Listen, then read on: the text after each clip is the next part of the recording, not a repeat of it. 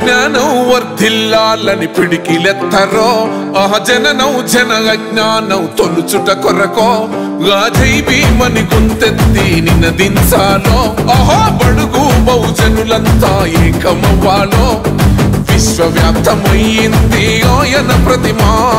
నిలువెత్తు కరిగిపోతూ నిలిచిన జన్మ అడుగడుగున జాతి కొరకు కోరినవాడు